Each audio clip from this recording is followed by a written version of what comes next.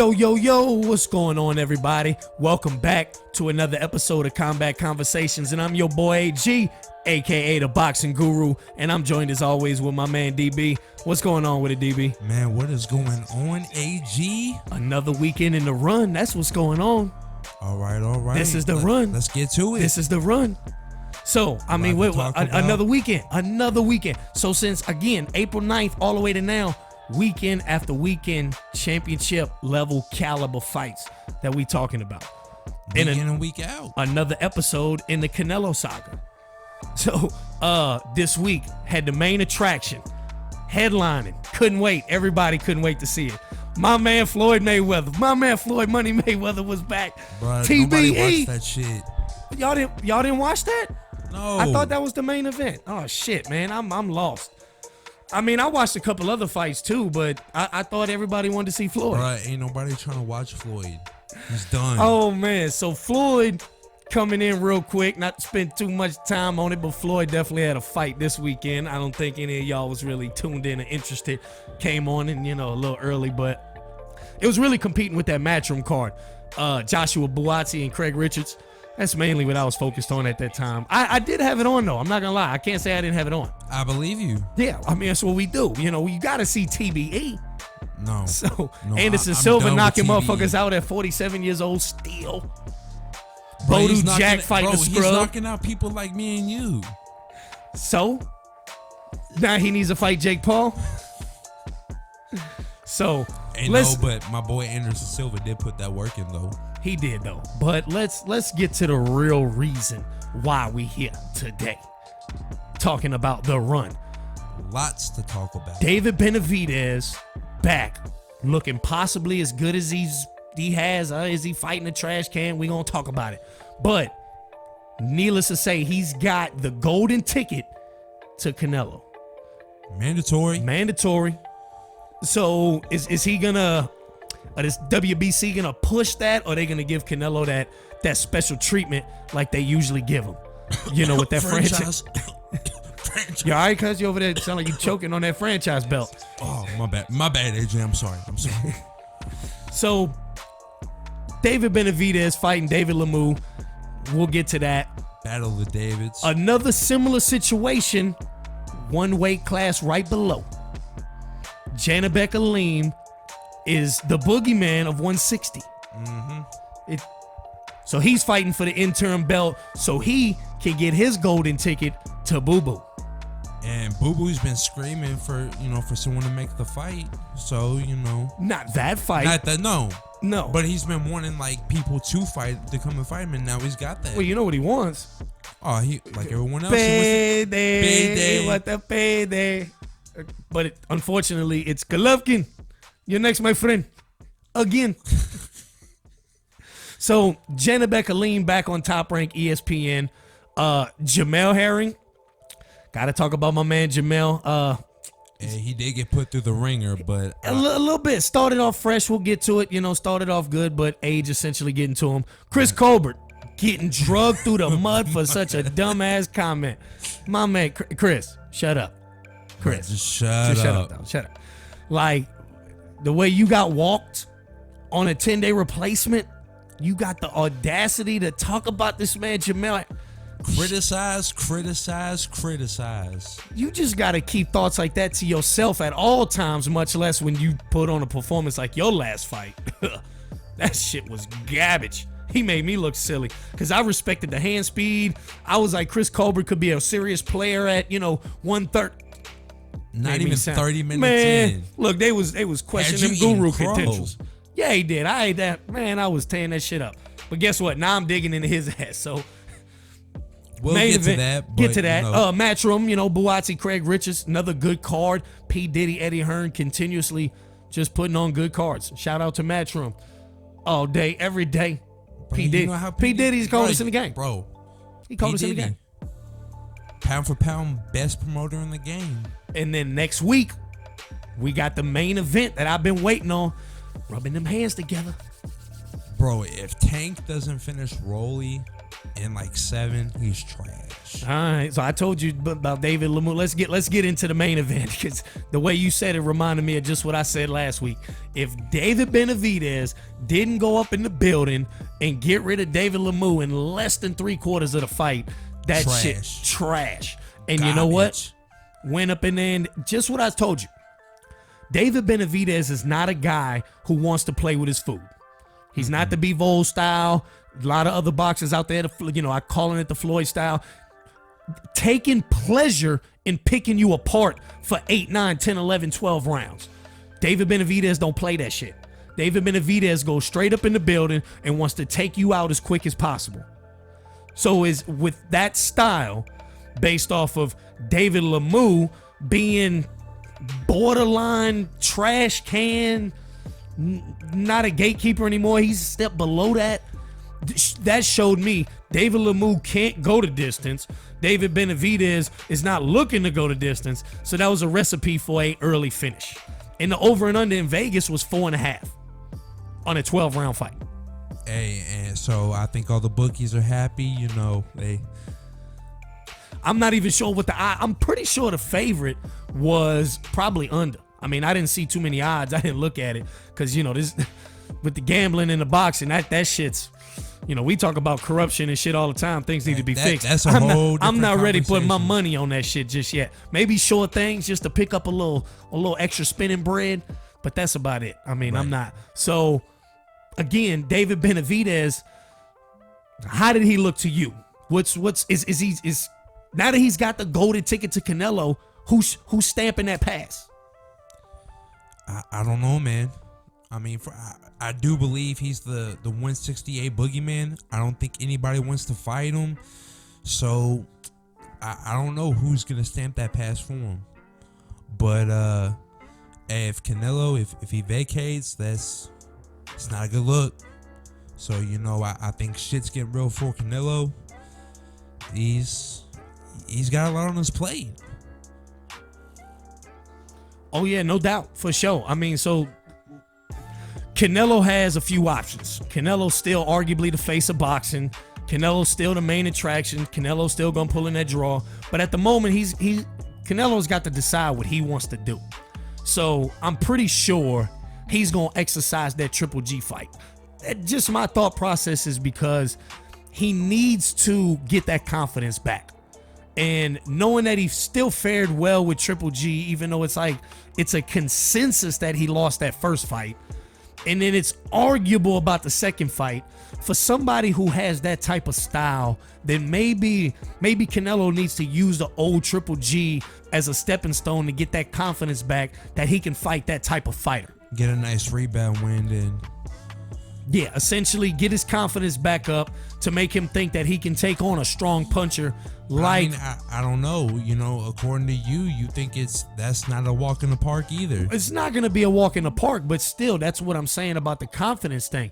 He's not going to go beat up a trash can and then all of a sudden thinks he could come step right back up to David Benavidez and Dimitri Bivol. Right. But he's got to beat somebody who probably will still put him through the ringer, give him a good test, and then be like, that was tough enough for me to bounce back. But Triple G to me is, yes, going to be that guy to give him them problems. But Canelo still has the prowess today to overcome that. Many people, a lot of them out there, a lot of the experts, so-called, too, are not liking Triple G's chances. Fear for him. Almost like a mockery that they would be making this fight. That's how bad it is. When I'm one of the few over here saying, y'all need to just not overlook Triple G like that. Is he going to go in there and steamroll Canelo? No. But again, y'all are thinking that Canelo's going to steamroll Triple G. And ultimately, I don't think that's going to be the case. Triple G still got gas in the tank. Now, like what we talked about on the pound for pound episode, I mean, G's offense is still there. That power is still there. That jab is still nasty. The only questions we had about him was his chin and his defense. That's it. And you got a major player in the game right now at 160 in Janibek, who he's in the mix right now. He's coming up, but he fights like a Triple G style. And we just don't know what's going to go on with Canelo and who's he going to be looking to fight, because of the performance that David Benavidez put on against Lemieux. Canelo is in no rush to fight David Benavidez, and we know this. That's no secret.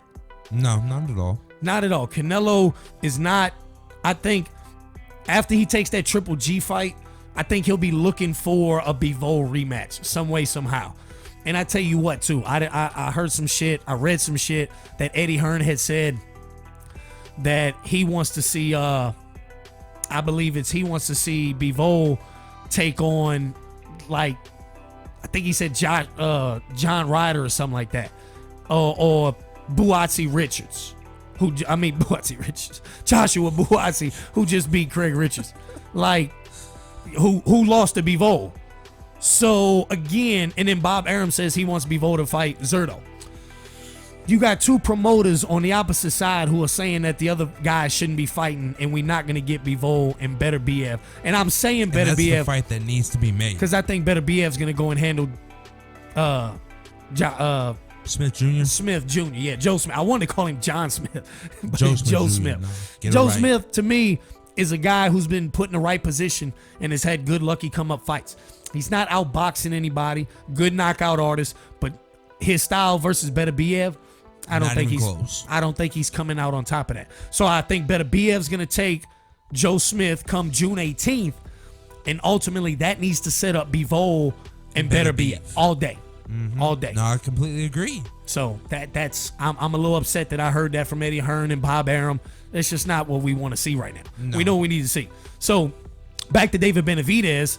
If Canelo moves around and somehow ducks this WBC mandatory, because Canelo's undisputed, he has other mandatories too.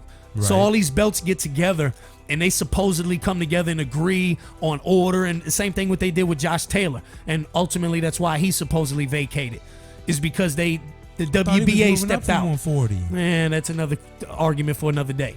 So again, he vacated because supposedly that sanctioning body went out of order. So now if we talking Canelo and he somehow ducks that WBC mandatory, what's next for David Benavidez? I hear he's got a fight coming in November. Again, he's already said that he wants another fight coming in November against one of the three top dogs. Canelo, Caleb, or Charlo. Them bitches know what's up. David Benavidez is ready for all the smoke. I believe he is. He talks like it. Let's see if he could be about it. And since he doesn't have the belt right now and he lingers on that two-time champ interim belt, he wants a belt back. And I believe he's willing to fight anybody at any time for it. Well, it's like that link you sent me where, it showed Devin Haney, and even Andre Ward has spoke on it in the past before. Like, it's not that hard to get a fight done. Like, if one guy wants it and the other guy wants it, like, it should be it's not that fucking hard to get a fight going. It's not. And we've made that point before about with Andre Ward, and now I'm glad that we have another young fighter who has expressed that same point, just what you said. It's not that hard to get it made. It's ultimately on us. I get it. Sometimes the promoters and the managers make it difficult, which is understandable. But if the fighter is willing to put pride aside a lot of the times and take that fight, they work for them. The fighters want the fight, the fight's gonna happen. So with that being said, do you think Benavidez is actually being ducked? And if he is, like, who would you say is to get that guy to stamp him for the fight to get against Canelo? Well, I don't think anybody's gonna stamp him against Canelo. He just stamped himself against Canelo. That's it. He's got the WBC interim belt. He's the main guy. That's it. He is the mandatory for Canelo. But again, Canelo has all the other belts. All these other guys have mandatories. All these other bodies have mandatories too. So we back to square fucking one. But I don't think Canelo is going to be in any rush to pick Benavidez. So I'm logically trying to think right now who can and who will and who should Benavidez fight, because it's not going to be Canelo. Right. It's really not. We can get, especially for the November, we can get that out the head because Canelo's tied up with the Bivol rematch or the Triple G fight. That's already in the books. We've established that. So again, David Benavidez, who we've alluded to before, who you want to see him against? You want to see him against Charlo? I would love that, but I think logically it'll probably be Caleb Plant. I think Caleb Plant has a higher chance of happening. I think so instead too. of against Charlo. I think they was both a little quiet, especially on social media. They was a little quiet. Again, them bitches know what's up. David Benavidez went up in there and handled business. Took out the trash. Took out the trash like he was supposed to. David Lemieux with the vicious shots. But so, lastly, let's talk about David Benavidez's defense a little bit. As vicious as them blows were, the uppercut, the 6-punch uppercut combination. We talk about offense all the time. How crucial is it for David Benavidez's defense? Because these other guys, I'll even go Charlo, I'll even go Caleb Plant, not really much power, but they can box. And if they keep piecing up David Benavidez, can they outbox him enough to get a dub on the scorecards? Kind of similar to what Bivol did to Canelo. No. Not Bivol enough. had power.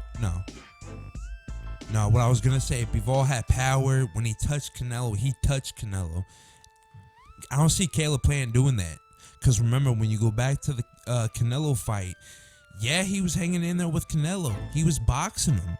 He was outboxing him, but like his jab, when he hit Canelo, it did no damage. Canelo pops Caleb Plant, you know that shit did damage. So I'm not really worried about that. The way that Benavidez boxes, like when he hits, he fucking hits.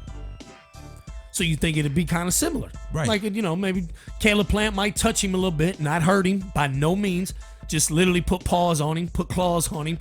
And then all of a sudden, that's when David Benavidez is going to be landing some shots come mid-late rounds. And ultimately, guys like Caleb Plant and Charlo are just going to fold. All right. They're going to get dropped like a bad habit. I think so, too. But there's one guy. I'm going to put out one name right here before we move on to the Qazaq Style Janibek. One name out there who I firmly believe is a problem at 168. And I think David Benavidez is in no rush to fight this guy. And that's David Morrell.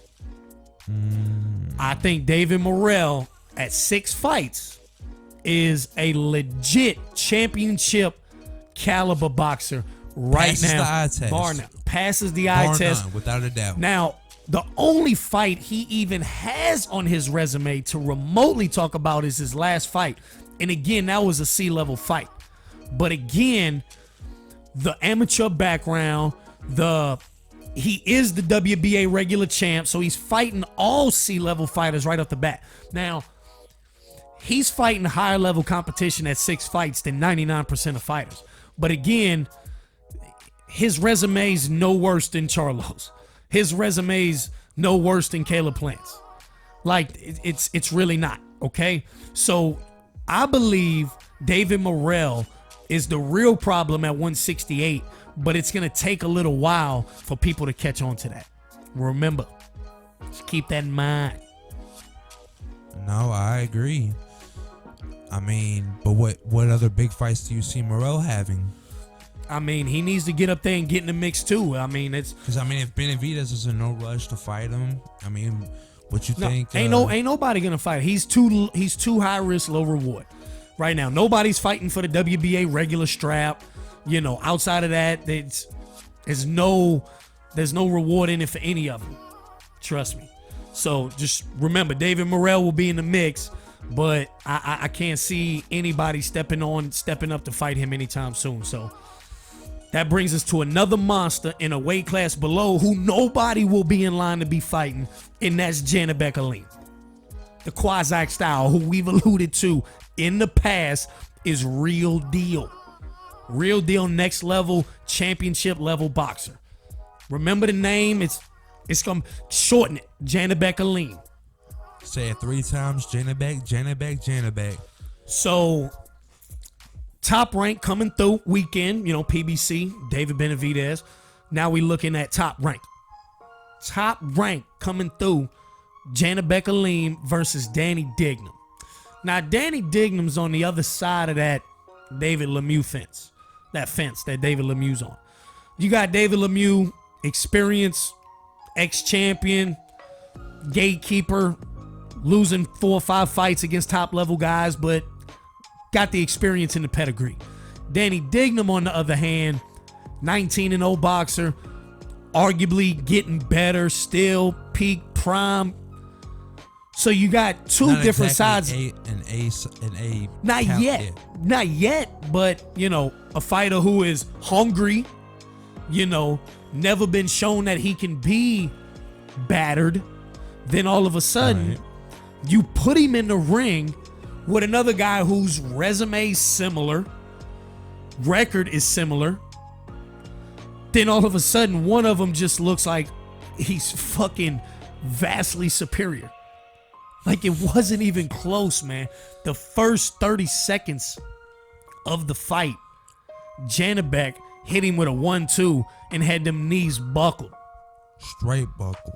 So Danny Dignum tried his best, but ultimately got knocked down first round again before the fight got stopped in the second round.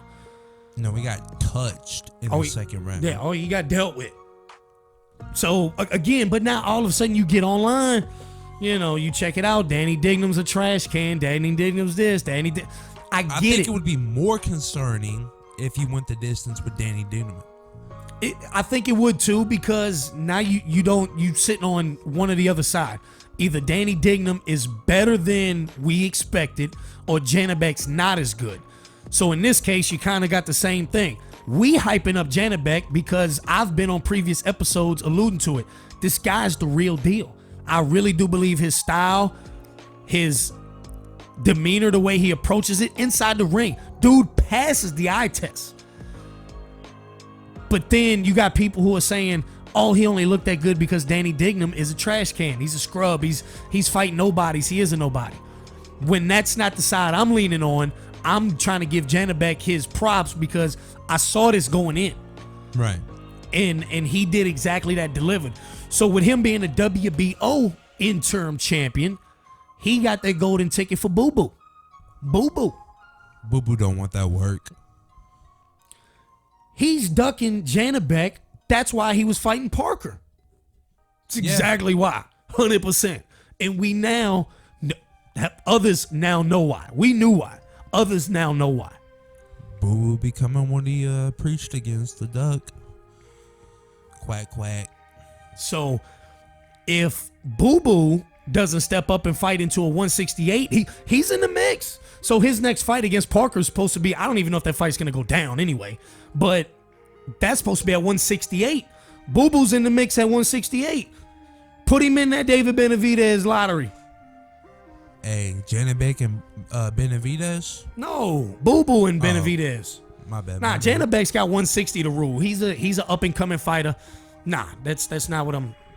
Janibek's about to be the next big thing at 160. And they even asked him, what's his goal?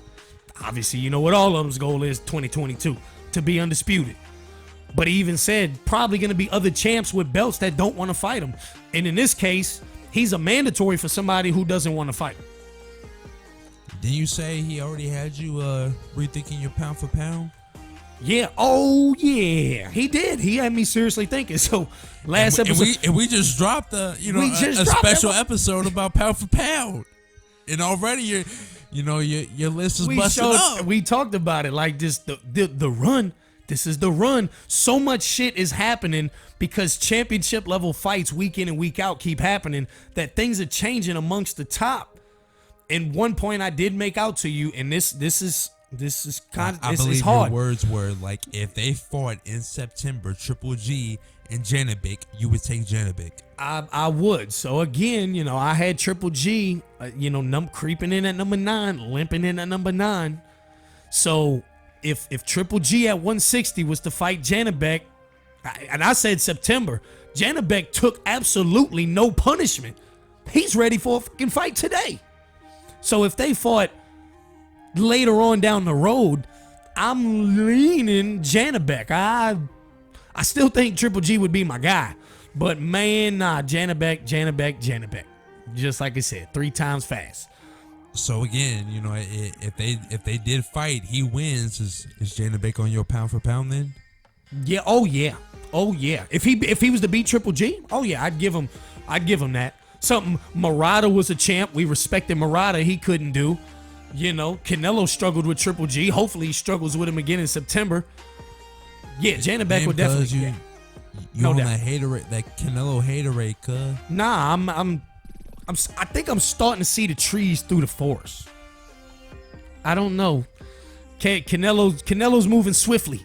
Nah, we'll see what he does next. That's all. I mean, if he wants the Bivol rematch, we get it. If he wants the Triple G tune-up, we get that too.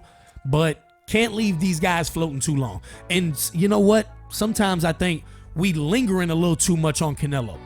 Let's get off of Canelo saga for a little bit and actually try to focus on all these other contenders. Not just, I'm talking about like, you know, promote, man, Benavidez needs to fight Caleb Plant, you know, which throw a lot of that talk out there because that's essentially what needs to happen. Everybody can't sit around and wait for Canelo. No. We don't want to see everybody sit around and wait for Canelo. We want to see all these guys jump in the mix together and then duke it out. Even if Canelo ain't even in the mix. Even if we forget Canelo for a minute, if we just actually had a tournament at 168 with Benavidez, with Caleb Plant, with Demetrius Andrade, throw Charlo in the mix, throw Triple G in the mix, all these guys at 168. Boxing fans wouldn't know what to do. Man, we go crazy. And it'd be like, you know, hey, no, there's no Canelo in it, and we would still essentially be clamoring for the fights that we would be getting with those. So, but that makes way too much sense, so you know it's not gonna happen. Exactly. Boxing saves ammo just to shoot themselves in the foot. Now, let's not forget about the card that everybody, I don't want to say everybody overlooked, but we didn't throw too much attention on it. And that was, they threw it over there though. That Matchroom, you know, Matchroom overseas be putting on hella cards. And that was that Joshua Buatsi versus Craig Richards. Now, what makes that a little bit interesting is because Craig Richards' fight would be Bol at 175. So this is being a light heavyweight bout. I think Buatsi was even one of the ones that was in the Canelo saga drawing, like, you know, the sweepstakes. That's what we called it, the Canelo sweepstakes. He was one of the ones in there. Now, wasn't likely to get it. He's not, you know, even that fight against Craig Richards, that was a great fight. We knew it was like a 50-50 fight. And Buatsi come out and showed he's got some boxing skills because he's a knockout. I don't want to call him a knockout artist, but when you got 15 fights, 13 knockouts, I mean, that shows you trying to come a sleeper, motherfucker. But he hadn't really had a chance to show the boxing skills yet. And Craig Richards being a guy who went the distance with Bivol.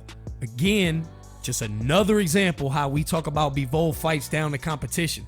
If Bivol beat Canelo the way he did, now all of a sudden next fight we make a Bivol versus Richards who just lost to Buatsi, you wouldn't think at all that Bivol's gonna have trouble with this guy. Right. And not to say Bivol had trouble with him, it was just a close fight. One of those, you know, 8-4 fights. But like what we touched about on the last episode, or the episode before the pound for pound, like some fighters are just wired like that. You know, so Bivol, he might play down to his competition, but then hey, you win the Canelo sweepstakes, you get the lottery, and just like that, you're the man. Things change. Once you get your name in there and you have your opportunity, he made the most of it to make us think that, and that's why going into the fight with Buatsi, that's what I'm saying. That's why we thought it was like a 50-50 fight, or why we actually are giving credit to Buatsi for passing this Craig Richards test, is because he did that with Bivol. That's respectable. So we definitely gonna give him his due when it comes to the fights on the outside. But essentially, Buatsi being the favorite, and essentially he did show that he was the better fighter. Right. But again, he's not ready for anything special to me. I still need him to fight a couple more fights at 175 before he gets in that mix with, you know, Bivol, Benavidez, Zerto. Too much going on at 175. Buatsi's on the outside looking into me, right on the edge, looking in. Just needs a few more fights. Few more. So, with that wrapping up yet another week in the run. Just another week in the run. This is the run. You know what we got next week? Tank versus Rolly. My main man Tank versus my main man Rolly. One of the few people who actually wants to see this fight. I want to see this fight. I wanted to see this fight in December before all the bullshit went down with the Rolly allegations. I wanted to see this fight. Did you want to see this fight for boxing reasons, or did you just want to see for personal reasons? For personal reasons. All because of me. No other. This ain't gonna affect my pound for pound rankings. This ain't none of that shit. Okay. I just want to clear that up real quick. Just clear that up real quick. No, not for boxing reasons at all. This isn't high on a lot of people's lists, but for some reason, it's just high on mine. When like no disrespect to Tank fans, but right. this pay-per-view is not worth $75. Oh no, definitely not. That's even another topic too. That's, I'll go off on that. Yeah, I definitely want to see this fight, but it's not $75 worthy. But my thing is like, when two guys you really like, say you really admire, two boxers or two fighters or two teams or whatever, you really like them, and they get together and they play, or they fight, or they come out. It's tough because you're like, man, I want them both to win. Yeah, I don't want them to lose. You don't want either one of these guys to lose. That's tough. So you don't really want to see that. If my two favorites don't have to fight, maybe not. I don't want to be torn like that. But what about when two of them that you absolutely can't stand come together? Well, what is it that we always used to say? Like, we don't like Tank because of Floyd, but we just don't like Rolly because we don't like Rolly. Right. I mean, Rolly to me is cringe. His voice don't match his body, don't match his look, don't match his attitude. It just Rolly's a character. Let's put it like that. Not to mention, I think he sucks. I mean, he's not the worst I've ever seen, but I just don't feel Rolly has the mechanics, the fundamentals. It's just not there. Did you see the video that he created, the new style, the hopping step or something like that? No. And I'm not talking about a dance, folks. I'm talking about a move inside the boxing ring. If you haven't, go Google it on YouTube or something. Rolly new style hopping step or something somewhere along. Probably once you get to typing it in, it's automatically gonna lead you to it. So if you haven't seen it, check that shit out. He's over here like it's a boxing move that he's gonna duck and move and whatever. He's gonna go underneath your armpit and jump around like and face 360 degrees. It looks like a ninja move. It's ridiculous. It looks like it is ridiculous, but like I didn't see it, but I don't have to see it to know that that's absolutely fucking ridiculous. Question is, what if he pulls this shit off? Then we all got our fucking jaws dropped. Like, holy shit. Here's the thing. Let's this keep fight better not go past 6. No, I think if Tank, this is not a good look for Tank if he loses this fight. He's not gonna. It's not a good look for him if it goes the distance. I agree with that too, but he's not gonna get outboxed. Rolly's not gonna outbox Tank. He's not beating him on the cards. Tank's much more finesse, okay? But if he lands that shot and if Rolly goes up in there early and pulls a Cambosis and hits him just one good time and just flash knocks him down, we are in for a total different fight because Tank's gonna be on alert mode to not get caught with a Rolly punch because Rolly does have some power. No fundamentals and no mechanics, but he got some power. He just can't box. But if he catches Tank with a flash knockdown like that, I really do firmly believe he's going to catch Tank's full undivided attention for the rest of the fight. Bro, Tank's going to get him out of there in less than 6. Right, it's about to be an easy night. I think so too. No. It's not going to go down like that. Tank's going to take care of business. I got Tank in under 6. You got Tank in under 6? Okay. Taking under 6.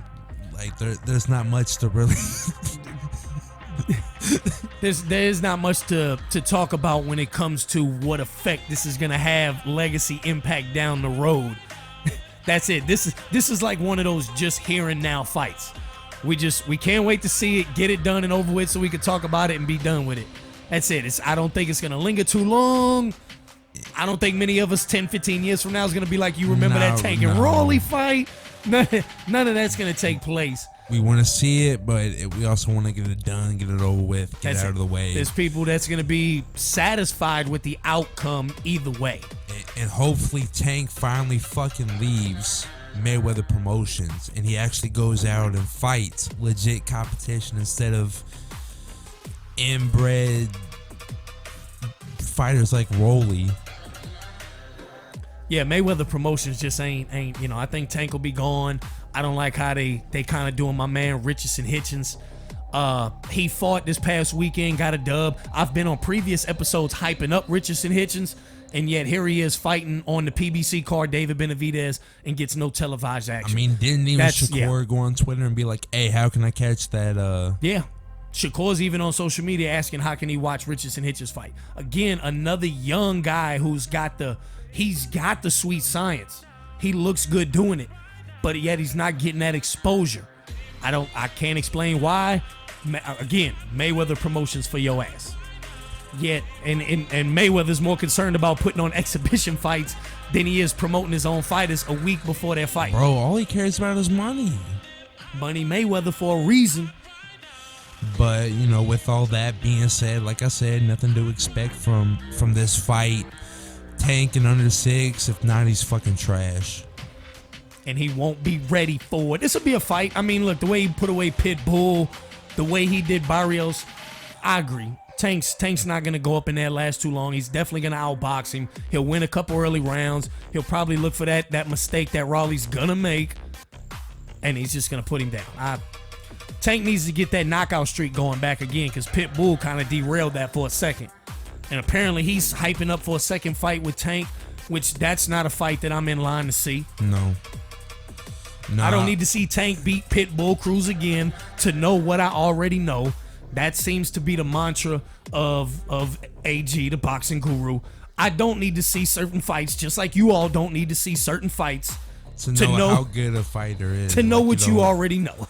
Simple as that. So Tank needs to get in the ring. Princess Rye needs to chill out, needs to fight a real fighter. Shakur said he's got some big news moving up to 135.